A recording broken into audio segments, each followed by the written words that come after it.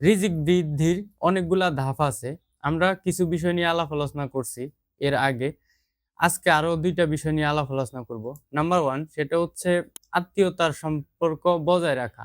অর্থাৎ এই যুগে এসে দেখা যাইতেছে যে আত্মীয়-স্বজনের সাথে মানুষের সম্পর্ক খুব দুর্লভ অবস্থায় থাকে। অর্থাৎ কারো সাথে কারো সম্পর্ক ভালো না। আল্লাহ তাআলা কিন্তু পবিত্র কোরআনে ইরশাদ করছেন, আত্মীয়তা ছিন্নকারী জাহান্নামের প্রবেশদ্বারী। এই রমজানে আমাদের যাদের আত্মীয়তার সম্পর্ক খারাপ বা অনেকের আত্মীয়তার সম্পর্ক ঠিক নাই, আমি মনে করি এই রমজানে এসে আমাদের উচিত আত্মীয়র সম্পর্ক ঠিক করা। রিজিক বৃদ্ধির জন্য আত্মীয়তার সম্পর্ক বজায় রাখার বিকল্প কিছুই নাই। এ বিষয়ে মালিক রাদিয়াল্লাহু তাআলা আনহু থেকে বর্ণিত, রাসূলুল্লাহ সাল্লাল্লাহু আলাইহি সাল্লামকে আমি বলতে শুনেছি, তিনি বলছেন, যে ব্যক্তি কামনা করে তার রিজিক প্রশস্ত করে দেওয়া হোক এবং আয়ু দীর্ঘ করা হোক, সেজন্য তার আত্মীয়দের সঙ্গে সুসম্পর্ক বজায় রাখে। এই হাদিস থেকেই কিন্তু আমরা বুঝতে পারি যে রিজিক বৃদ্ধির জন্য আত্মীয়তার সম্পর্ক বজায় রাখা উত্তম। দ্বিতীয় যে বিষয়টা সেটা হচ্ছে শুকর আদায় বা কৃতজ্ঞতা প্রকাশ। অর্থাৎ আমাদের ভালো কোনো ফল আসলে সেটার জন্য কৃতজ্ঞতা আল্লাহ তাআলার প্রতি, এবং খারাপ কোনো কিছু বিষয় আসলেও যাতে